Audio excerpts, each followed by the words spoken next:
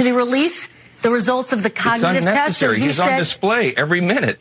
So it's unnecessary. You can see that he didn't release his medical records. You don't want to know things like his cholesterol level, whether he's dealing with any issue that we may not know about, if he's going to be commander-in-chief. And he also said he would release cognitive tests. Listen to your question. Should he release that? Kristen, the American people don't care about the cholesterol level of Donald Trump. They care about the cost of living and the fact they cannot pay for groceries because Kamala Harris and Joe Biden's policies have put them in that situation. The medical records are irrelevant. Let's talk about things that the American people... At this particular hour, if you believe the polling, Donald Trump's going to put up the best performance with black voters since Richard Nixon back in 1960. Not 68, since 1960. That's 64 years ago. Among Hispanic voters, Donald Trump's going to put up the best performance for Republicans since 2004 and George W. Bush.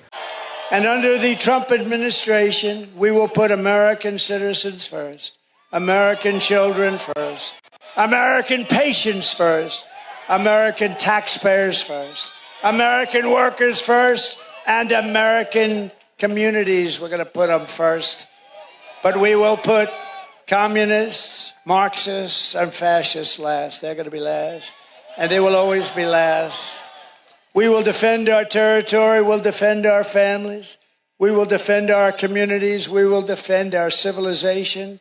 We will not be conquered. We will not be occupied. We will not be invaded. We will reclaim our sovereignty. We will reclaim our nation. And I will give back your freedom and give back your life. For all of the working people struggling under the highest tax state in the nation, we will have large tax cuts. We're going to give large tax cuts for workers, and we will, ready?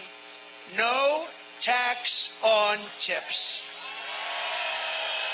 No tax on overtime. And no tax on Social Security benefits for our seniors. None. By contrast, Kamala is known as the taxing queen. It's the only election I've ever seen where they say, we're going to raise your taxes. Vote for me, I'm going to raise your taxes like by 72% or something. And they're going to end the Trump tax cuts. I gave you the largest tax cuts in the history of our country, larger than the Reagan tax cuts. They're going to end them. Add that to it. Her plan will raise taxes for the typical American family by more than $3,000 a year.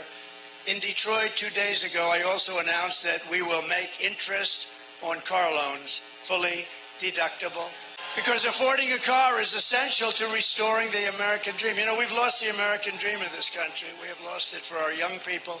They want the American dream. They want to have a great life.